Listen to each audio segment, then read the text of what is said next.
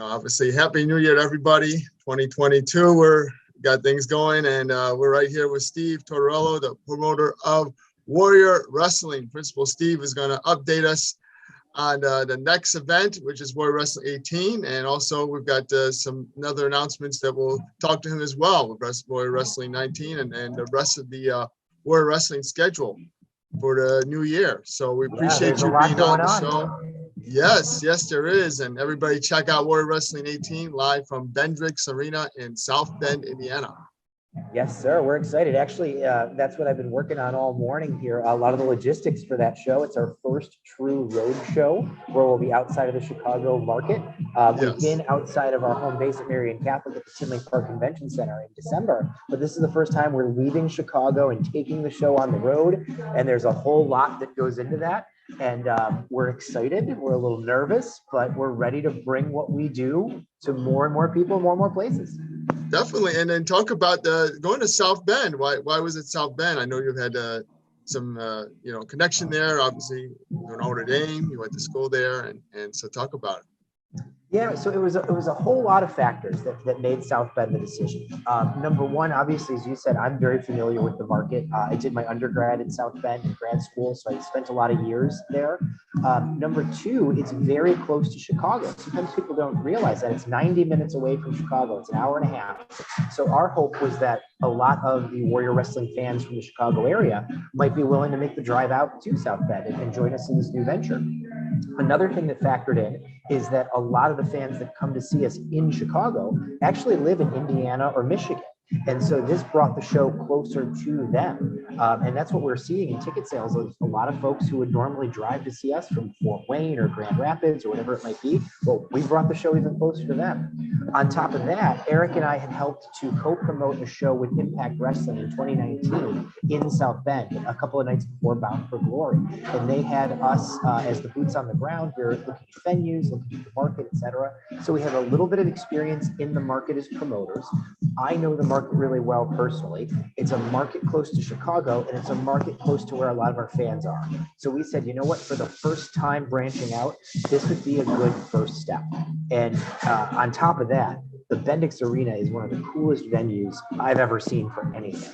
And the fact that they were available and that it all worked out logistically, this is going to be an incredibly cool place to see wrestling. So I can't wait for people to see it live and to see it on Fight TV.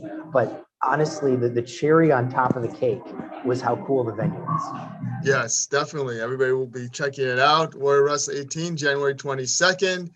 And, talk about, you're going to be going to Cicero Stadium, other locations as well. How excited are you to have a busy schedule for Warrior Wrestling? Yeah, so Cicero is an incredible venue. Obviously, they've hosted Kylie, they've hosted MLW, they've hosted Progress, they've hosted Evolve, and it's a really great arena for wrestling. The way that the seating is, the fans are up and close. It feels, like an old basketball gym, like an old, rural Indiana basketball gym where the fans are high and close and tight, which I think is really cool for wrestling because there's not a bad seat in the house. It's also smack dab in the middle of the Chicago area. So our normal home base at Marion Catholic is in the south suburbs. Cicero is right tucked into the southwest side of the city. So it will make it a lot more accessible for our fans who live in the city. The Pink Line actually stops a block from the stadium. So if anybody doesn't have a car and wants to get there from the city, you can take the CTA into downtown and get on the Pink Line, and the Pink Line takes you right to the show. So we think it's going to be a really cool venue and a really cool location for all of our Chicago fans to come there as they've been coming to Marion or to Tinley, but also for maybe some new Chicago fans or Cicero fans to be able to check us out because of the convenience. Definitely, and they have a rich fight history. They've had the Golden Gloves there, and yeah, I was just touring the venue actually this week, and we were talking a lot about the Golden Gloves tournament and the MMA that they host there. And again, I think for the same reasons, it's a great location and it's a great venue. So we're really excited to be at Cicero, and if it goes well, that might be a new regular stop for us. Definitely, and making a decision to run Warrior Wrestling now, you're going to be going every month. So how do you feel like you continue that success? Thank you. Yeah, we decided, we did a lot of reflecting and planning in November and December and thinking about what we want out of 2022. And we're calling it an incubator year. Like we're just trying to grow different stuff and see what works. We're going to throw a lot of spaghetti at the wall and see what sticks. And one of those ideas was going monthly through August.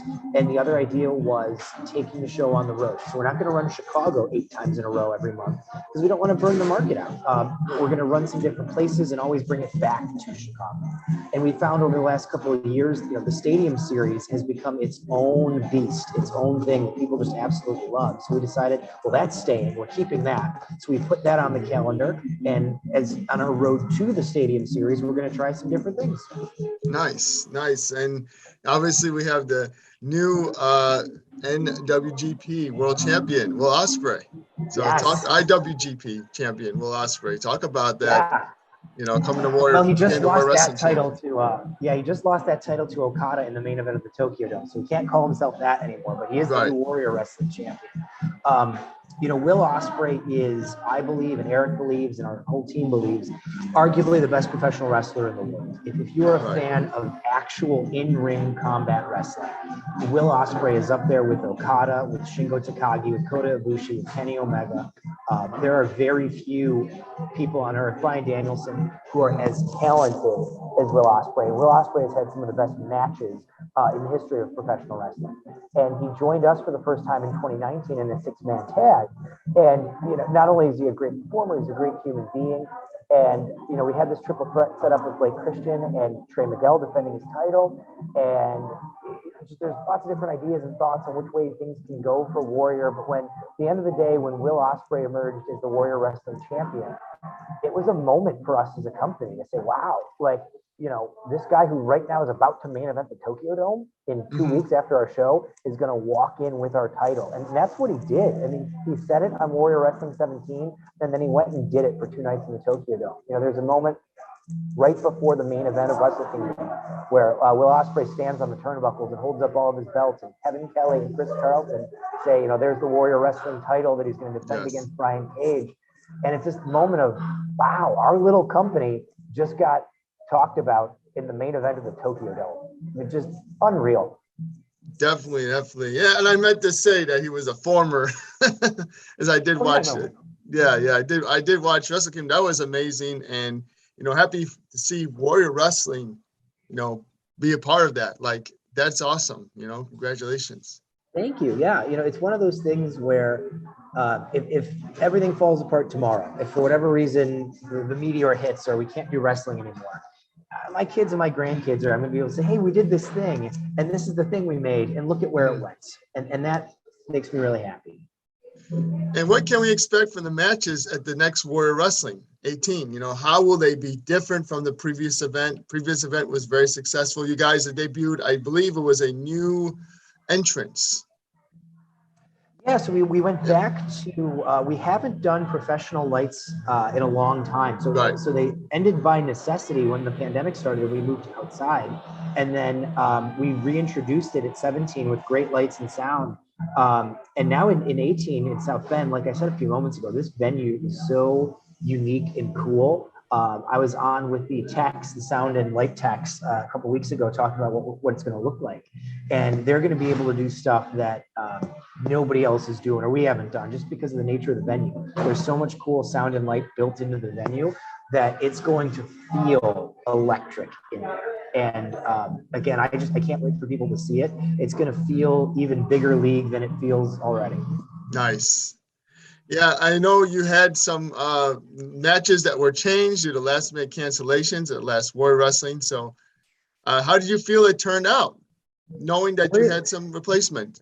It's funny. I thought Warrior 17 went really well. We lost Bandito, we lost Chelsea Green, and we lost, who else did we lose? There's one more. Brody King. Yeah. And we ended up with Matt Taven taking Brody King's space, Joey Janela taking Bandito's space, and Axel Rico, Gringo Loco, and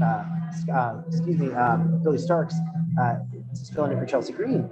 And it ended up being really great. The show itself, I thought, went really, really well. Joey Janela is such a great performer and such a professional. He stepped right into Bandito's shoes. Same thing for Matt Taven, who we've wanted to work with for a while, and he just slid in perfectly. And he and Sam had a great match. And then the scramble match with Skye going over the other three was great.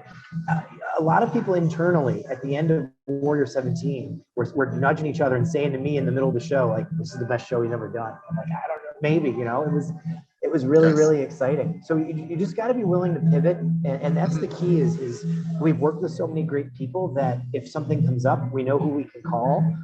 And the Bandito versus Dante Martin match that we wanted in December is now going to happen in February at Cicero Stadium. So it might be even bigger than when we originally planned it for. So at the end of the day, there's a great Simpsons episode where Milhouse screams, everything's coming up Milhouse. And that's often how we feel. We are very, very lucky and very blessed. For sure. And yeah, I thought the replacements, they did well. I think Billy Stark, she's been making such a big name for herself for independent scene. So I'd like to see her debut. I thought it was really great and love to see her again. Yeah, and again, overall, the matches, obviously the main event was historic for us with a title change and with just the incredible work by those two performers. We also had the co-main, which was Thunder Rosa versus Mercedes Martinez, which, people were telling us is the best women's match they've ever seen. Somebody told Dave Meltzer it was better than any match that's been on American television this year. That's saying a lot. I mean, we thought it was epic. And then now, obviously, they're beginning a feud in AEW. So clearly, we're not geniuses, right? Anybody can see that Thunder Rosa and Mercedes Martinez are wonderful, but we were blessed to be able to put them together, and they did incredible work. And it's a match we'll never forget. Definitely. Hopefully we could see some highlights the next time they talk about the show, Yeah. They're doing a video package, or they did one last night on their feud. If AEW needs any footage, give us a call. We'll be happy to share. Exactly. Yeah, that's what I'm thinking. And, so also, talk about some of the matches you're excited for this, this next week. Yeah, well, first and foremost, obviously the main event, Will Ospreay versus Brian Cage, the first time ever anywhere. And, Brian Cage has been off the radar for a long time. He hasn't been on AEW TV for about 5 months. And I know he is chomping at the bit to show the world what he can do. He and I have been texting, talking, etc. Same thing with Will. Will Ospreay never wants to go in there and do anything but the best match humanly possible. And so you've got two guys who are incredible professional wrestlers and a long story coming into this match too. Brian Cage never lost the title. He had to give it up due to injury. No one has ever beaten him in Warrior Wrestling. In fact, as a wrestling history nerd, I went back and looked, with the exception of Darby Allin beating him with a top rope crucifix bomb a year ago. Nobody's pinned or submitted Brian Cage clean in something like 5 or 6 years in any promotion. So Brian Cage is this unstoppable force. And on the other side of the ring, you've got the guy we talked about earlier, one of the best professional wrestlers maybe ever. And they're both not coming to Southbend to lose. So this is going to be absolutely incredible. On top of that, we've got Tom Lawler and Anthony Henry, and which should be an incredible shoot style, strong style MMA match. Both of them can just knock your jaw off. We've got a first time ever mixed gender tag match with Kylie Ray and Isias Velasquez versus Dante Martin, Skye Blue. That's going to be incredible. We've got a battle of the beasts, Mil Muertes versus Beastman. I mean, this is King Kong versus Godzilla, right? Like they're going to knock down Southbend. We've got a Lucha Libre scramble with Gringo Loco, Army, Sam Adonis, ASF, Drago Kid.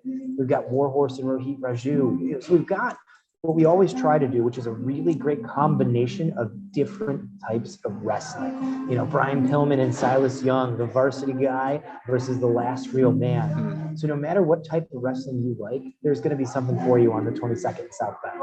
Yeah, I can't wait. I mean, you guys always sign some of the most incredible matches, period. And how about Sam Adonis finally getting that opportunity? Yeah, so Sam has only had one shot at a belt in Warrior Wrestling history. He was in the War of Attrition at Warrior 8, and he lost in the final fall to Brian Pillman. And there is a big contingent of the Warrior Wrestling fan base that is behind Sam Adonis and believes Sam Adonis needs more opportunities, more shots to be the man. Well, here's his shot at a belt. So let's see what happens for Sam Adonis. Yeah, definitely. And Gringo will be fun. He's got that opportunity again as well. So that's great. And Adonis just became Galley champion too. So he did. And yeah. he cut a promo where he said he wants to be the king of all lucha in Chicago. So the next step after the Gali Lucha title is the Warrior Wrestling Lucha Libre Championship. Definitely. And, you know, at the next event, you know, if you want to talk a little bit about that, you've got so many announcements already made. Yeah, so we did something we've never done before. Typically in the 4 years that we've been alive, 18, 19, 20, and 21, we've announced show by show our dates. Right. Just because we're waiting to see who's available, what we're going to do. This year, our schedule was such and our plans were such that we were able to say, here are the next 8 shows that we're doing. This is, you know, January through August. So we've already announced January in Southbend, February in Cicero, March, April, and May to be announced. And then June, July, and August are going to be the Stadium Series afterwards. So Warrior Wrestling fans can plan. If you're going to go to on vacation or go somewhere else, if you're planning to come in for a Warrior show, this is the schedule for the next 8 months. And as you said, the next one is Cicero Stadium on February 12. We've already announced a whole bunch of first-time ever big name stars: Dalton Castle, the Briscoe brothers, the Acclaim. Gosh, what we've already told everybody. Bandito's coming back against Dante and Martin. There's more that we haven't told people yet, so I'm trying to not spoil some things. It's going to be a really, really fun show. Santana from the Inner Circle will be there. Speedball Mike Bailey will be there. It's going to be special. Thunder Rosa returns to defend her title. Definitely. So if you like any of those styles of wrestling, it will all be on display in the incredible Cicero Stadium. Yeah, I can't wait. I mean, these wrestlers are, you know, coming in there, and obviously for you, getting the opportunity to show them off first time. That's exciting. And, you know, we got to see, you know, basically 3 different tag teams. So you're going to see some tag team wrestling displayed at Warrior Wrestling. Not that you guys haven't had that before, but it's been a little while. We haven't had a true tag match. We had one in October, which was Beastman and Warhorse versus Dan the Dan and KLD. But there weren't any in August. I don't believe there's one in July. So we haven't had as much tag team on display. And people have often asked us, you know, hey, when are we getting tag belts? Where are we going to see more tag teams? So we're going to have at least 2 tag matches on this show. And I think I can't promise belts coming anytime soon, but I can tell you there will be more tag team focus in 2022. Yeah, that's what we're excited to see, you know, bringing in these tag teams. Obviously, the Briscoes, you know, look at them doing their thing in GCW, them boys, and, you know, coming in there and claiming. They are one of my all-time favorite tag teams. And, you know, I've been a Ring of Honor fan since 2003. So I've been watching the Briscoes for almost 20 years. And there are very few performers or acts in professional wrestling that are as authentic and as unique as the Briscoes. They are who they are, and they're bringing that chicken farm attitude to Cicero, Illinois. Yeah, I love it. I can't wait to see who they match up against as well. It's going to be a banger, I'll tell you that. Definitely. Well, Steve, I appreciate you taking the time on Pro Wrestling Enforced. As always, everybody check out Warrior Wrestling 18. Going to be very exciting, live from Bendix Arena, South Bend, Indiana. And you can tell them how to get their tickets and whatnot. You got it. Everything is available at warriorwrestling.net. All the information, all the tickets, etc. Our socials are at Warrior Wrestling, no vowels in wrestling, WRSTLNG. Again, South Bend's about 90 minutes from Chicago. So if you're a Chicago fan watching this, there's no reason to not hop in the car and drive out for a show to see Will Ospreay and Brian Cage in a really amazing venue. So we're looking forward to seeing everybody there. Definitely. I appreciate you being on, and I know you are definitely a viewer of wrestling. So you're watching like the MLW, the GCW, all these different promotions to see, you know, what's trending, what's hot, right? I will be at GCW tonight. Okay. I'll see you there then. All right, I'll see you tonight, Sean. Yes, for sure. Oh, I couldn't miss this one. Definitely. I appreciate you again being on the show. Everybody check out warriorwrestling.net, all your information there. Pro Wrestling Enforced podcast, and check out our content from last Warrior Wrestling 18, Warrior Wrestling 17. We'll have it up soon. Thank you very much, my friend. Thank you.